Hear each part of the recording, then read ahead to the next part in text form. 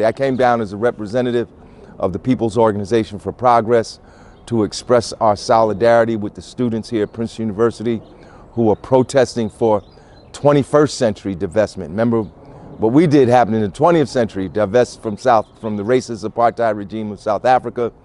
Today, the students are protesting to demand divestment from the racist apartheid regime of Israel.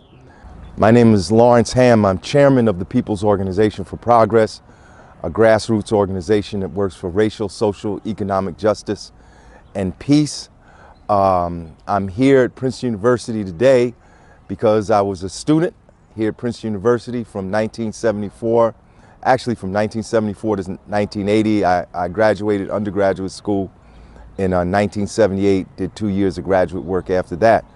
But the main reason I came back was because when I was here at Princeton from 74 to 78, I was a leader of the anti-apartheid movement to get Princeton to divest from companies that were doing business with the racist apartheid regime of South Africa.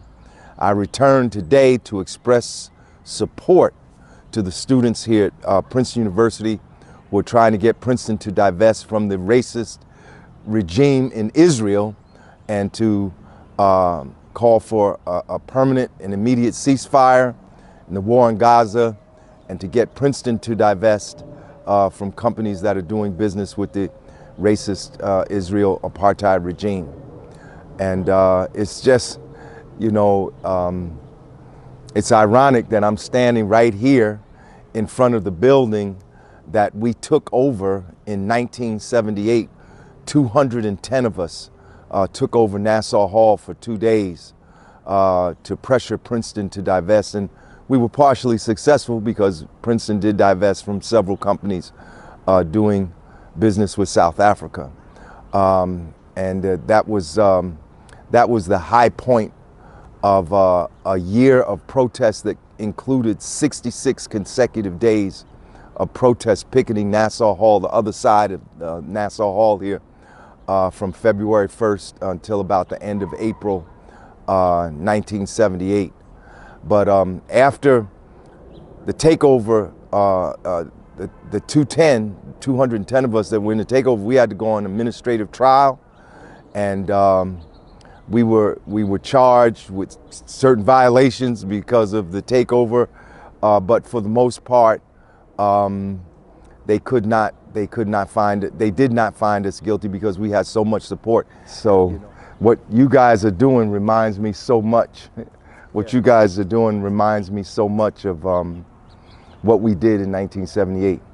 When we started the anti-apartheid movement, we started it in the spring of 1975.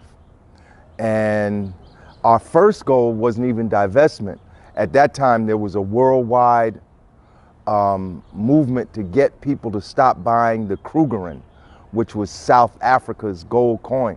So we picketed, there were 2 banks on Nassau Street that sold the Krugerrand, and we picketed those banks. We got one of the banks to stop selling the Krugerrand. And then after we were successful in that, then we were like, well, what's the next step? And we heard about the divestment campaign going on at other colleges, at Harvard, at Stanford.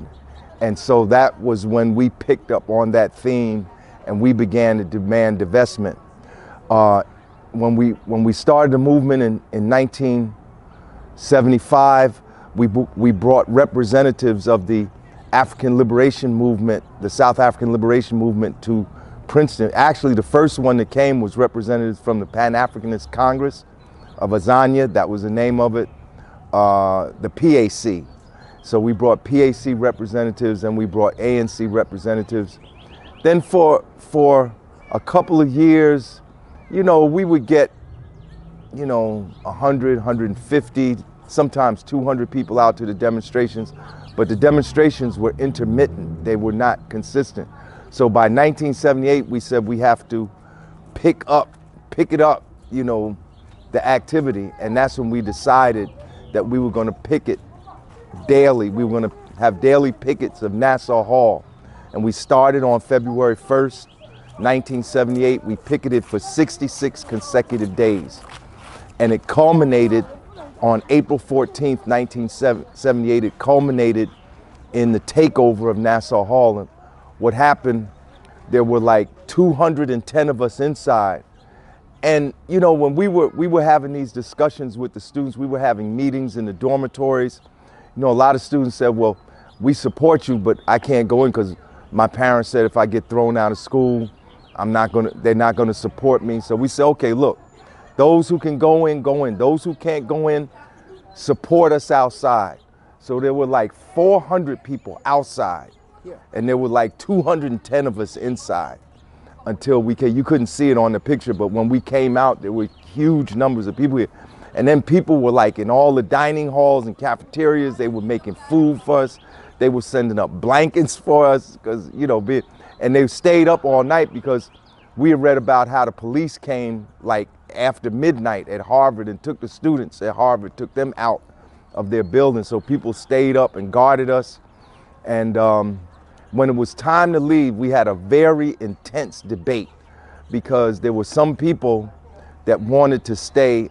There were some people that wanted to stay until arrest, and there was a majority that didn't. So about 3-hour debate went on, and it was very, very intense. And finally we took a vote, and there were like 60 people that wanted to stay till arrest, and then there were like, what would that be, 150 of us that felt it was time to leave. Because while we were inside, the board of directors contacted us, a team came out, and we went and had a kind of a negotiation with some members of the board, and they agreed that they would divest from several companies, and we said okay, and we withdrew after 2 days.